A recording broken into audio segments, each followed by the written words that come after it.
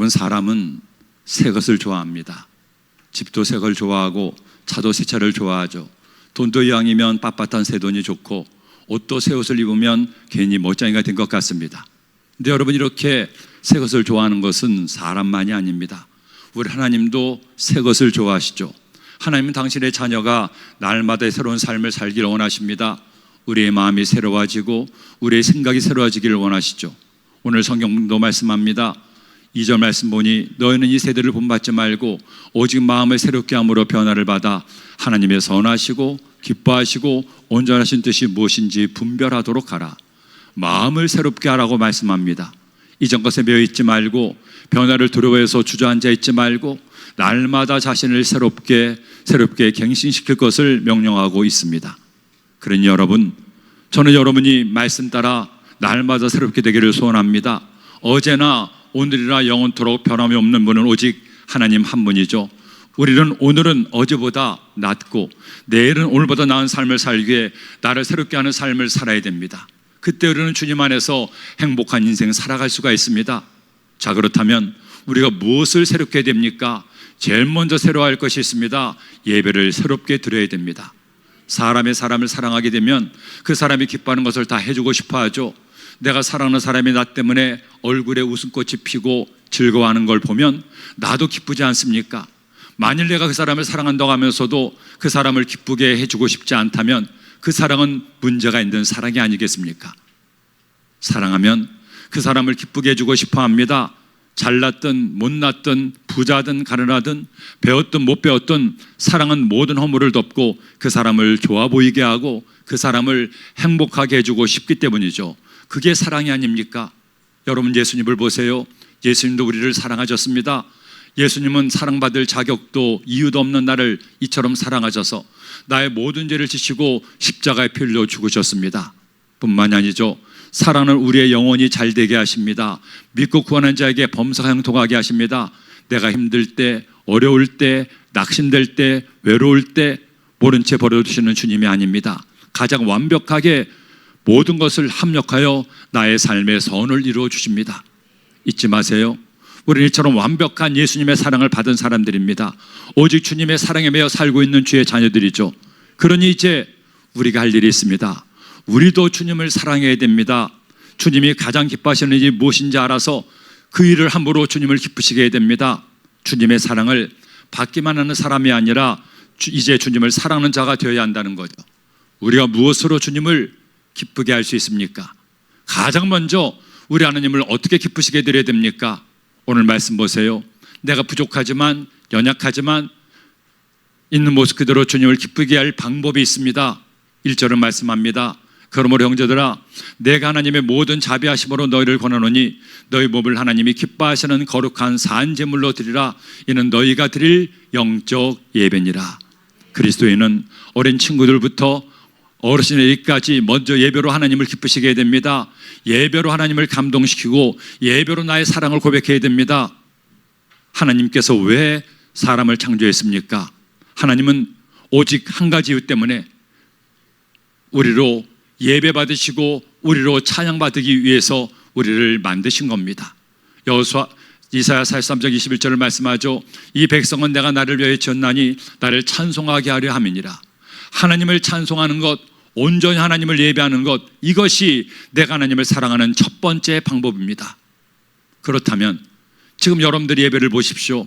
지금 우리가 이 시간 하나님을 예배하고 있습니다. 그런데 내가 제대로 하나님을 예배하고 있습니까? 주님 말씀처럼 영과 진리로 하나님을 예배하고 있습니까? 그저 예배 자리에 나와 있는 것으로 만족하지는 않습니까? 많은 그리스도인이 하나님을 예배한다고 교회 오지만 그 예배가 하나님 받으신 예배가 아닐 때가 많습니다. 예배가 아니라 습관이고 예배가 아니라 의식입니다. 안 하자니 찜찜하고 하자니 지겨운 그런 예배일 때가 많습니다. 이제 우리는 예배를 새롭게 해야 됩니다.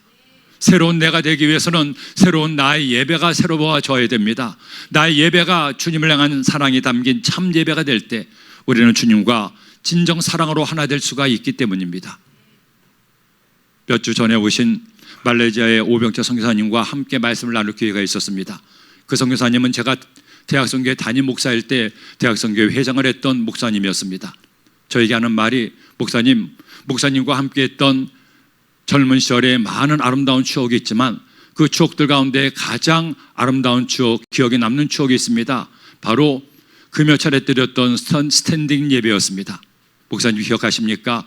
그때 여의도 순복음교회 대성전 1층에 예루살렘 성전에서 하나님을 예배하는데 학생들이 너무 많이 와서 도저히 비좁아 예배를 드릴 수 없어서 성전은 1층에 있는 그 무거운 의자들을 다 예배 때마다 치워놓고 서서 하나님을 마음껏 예배했던 기억이 납니다. 지금도 친구들이 모여서 그때 얘기를 하면 그때 그 의자를 드는 것이 얼마나 무거운지, 의자 하나가 100kg가 넘는데 그 무거운 의자를 수십 개를 매일 예배 때마다 밖으로 내놨다가 다시 오고 날 때 너무나 힘이 들어서 나중에 새벽 예배까지 새벽 5시 예배가 끝나고 나면 너무나 힘들었다는 얘기를 하는데, 그래도 이구동성으로 하는 말이 그때 그 예배가 그립다고, 그때 정말 우리가 절부리가 하나님을 마음껏 하나님을 예배하고 찬양했다고, 그때 그 예배를 통해 주님을 만났다는 이야기를 합니다. 그런 예배를 또 드리고 싶다는 얘기를 하셨습니다. 저도 그 말을 듣고 보니 문득 저의 젊은 날 그들과 함께 드렸던 예배가 기억납니다. 수많은 젊은이들이 오직 한 가지 주님께 대한 사랑으로 하나님 앞에 날마다 새롭게 예배를 드렸던 그 예배, 그 예배를 통해 하나님 은혜가 임하고 그 예배를 통해서 수많은 주의 종들과 선교사들 나오고 수많은 주님의 일꾼들이 지금도 각 처에서 주님을 예배하고 있으니 이 모든 것이 하나님의 은혜인 줄로 믿습니다. 새로운 내가 되기 위해서는 나의 예배가 새로워지는 것이 첫 번째입니다. 예배가 새로워지지 않으면 나의 삶은 새로워질 수가 없습니다. 그리고 또 하나, 우리는 사는 방법이 새로워져야 됩니다. 내가 새로워져야 될 것은 예배만이 아닙니다.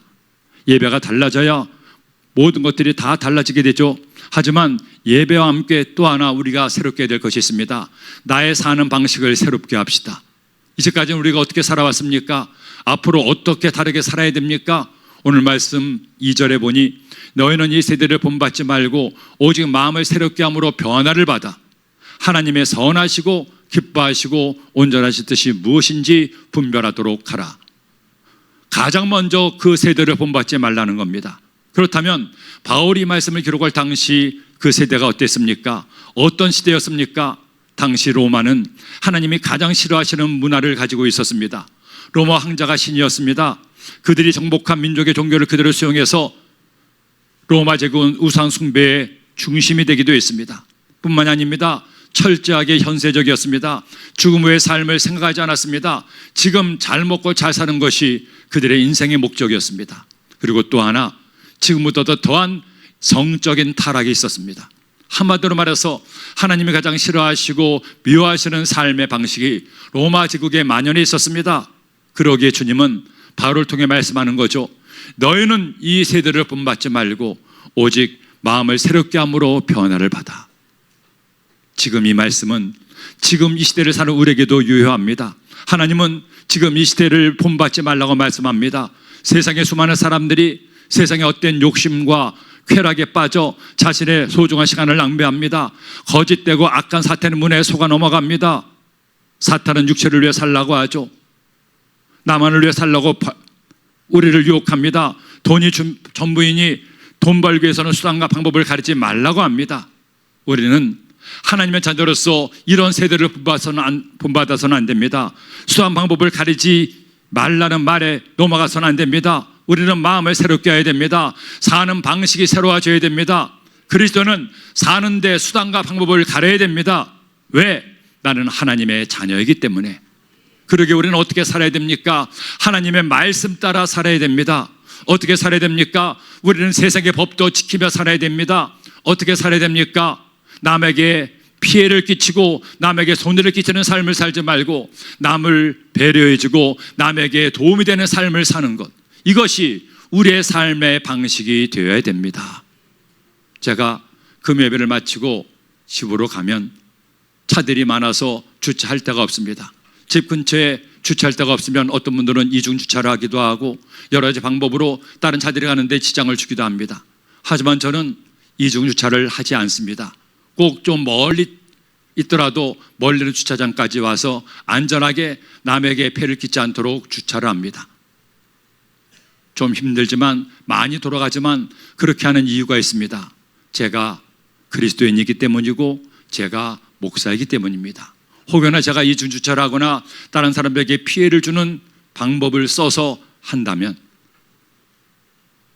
제가 그리스도인임 알고 더구나 목사임을 알고 그가 주님마저도 우습게 여길까봐 제가 주님을 부끄럽게 할까봐 그런 삶의 방식으로 살아가고자 노력합니다.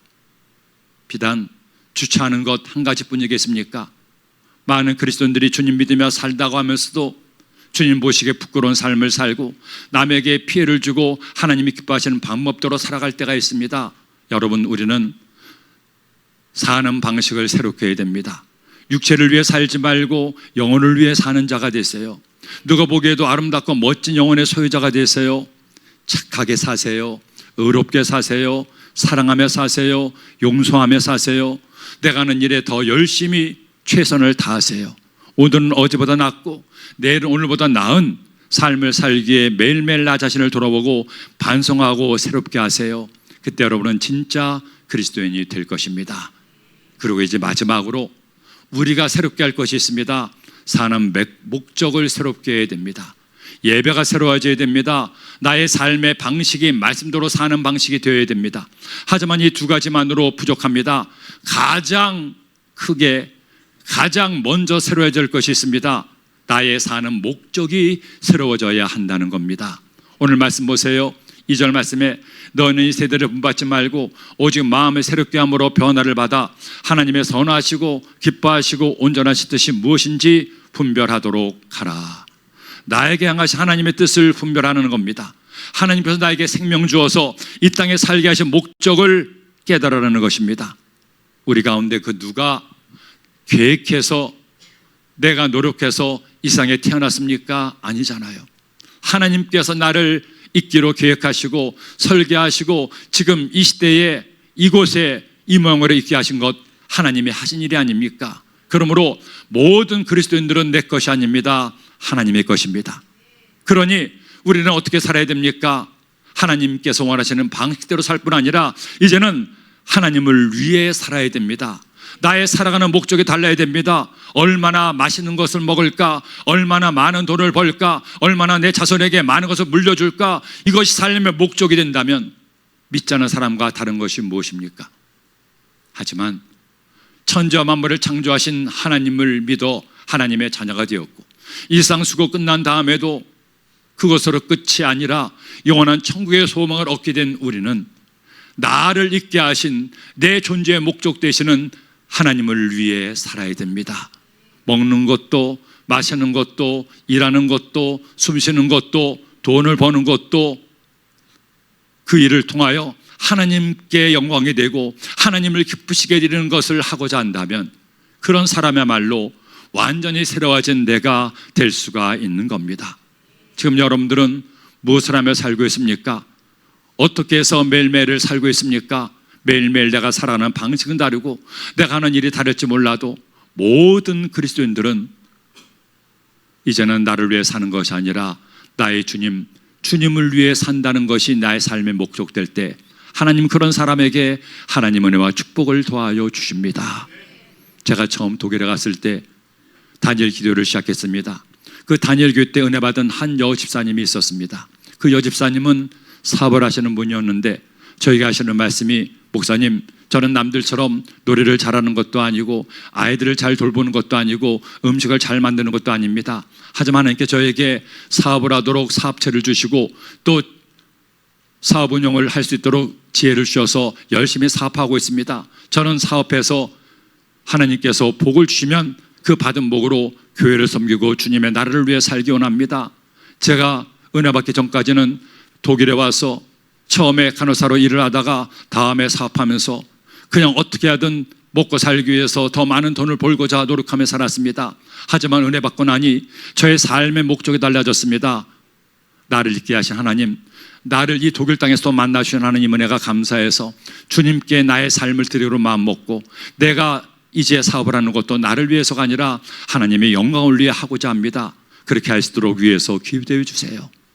그 말씀을 듣고 저도 은혜 받아서 그분을 위해서 간절히 기도를 해드렸습니다. 하나님께서 그런 그분의 믿음을 보시고 복을 주셔서 사업이 날로 번창하게 하시고, 제가 독일에 있던 교회가 성전을 이전할 때 그 성전 이전에 엄청난 비용의 10분의 1을 11조를 들여 하나님께 헌신하고 하나님 영광을 위해 살았습니다. 이번에 제가 독일에 가서 17년 만에 이제는 권사님이 되신 그 권사님을 뵙고 이런저런 말씀을 하시는데, 저에게 그런 말씀을 하셔요. 목사님 기억하시나요? 그때 제가 단역 기도에 은혜 받고 그런 기도했습니다. 주님, 김광도 목사님을 여호수아로, 저는 갈렙으로 생각하고 목사님을 돕고 교회를 섬겨 주님을 위해 살겠습니다 했는데, 그때 그렇게 목사님 계신 동안에 함께 주님을 섬기다가 목사님 떠나시고 나서도 저는 그 마음이 변치 않았습니다. 지난 17년 동안에도 변함없이 제가 하는 모든 일들이 하나님이 영광을 위한 것으로 했을 때 하나님은 사업체도 더 크게 하시고 더 큰 복을 주시니, 목사님, 저는 주님 앞에 가는 그날까지 오직 주님의 영광을 위해 일하고 사랑하고 주님을 위해 사업을 할 겁니다. 그 말씀을 들으니 얼마나 감사한지요. 여러분, 무엇을 위해 살아갑니까? 무엇이 여러분의 삶의 목적입니까? 예수 그리스도가 나의 삶의 목적 돼서 주님을 기쁘시게 하는 뭔가를 내가 할 수만 있으면 우리의 삶은 진실로 새로운 삶이 될 수가 있습니다. 우리 시간에 그 주님을 예배하고 찬양하는 이 예배가 되었으면 좋겠습니다. 오늘 이렇게 새로운 내가 되길 수 있도록 여러분, 오늘 이런 카드를 여러분께 나눠 드릴 겁니다. 새로운 나, 뒤를 돌아보시면 이런 말씀 나옵니다. 예배를 새롭게, 삶을 새롭게, 목적을 새롭게. 하나님은 오늘도 우리의 예배와 삶과 목적이 주님 안에서 새롭게 되기를 원하십니다. 이 카드를 여러분 꼭 간직하시고 여러분의 삶이 오늘 이 말씀을 통하여 새롭게 시작되기를 소원합니다. 예배를, 삶의 방식을, 삶의 목적을 새롭게 하는 세화교회 모든 성도가 되기를 예수님의 이름으로 축원합니다.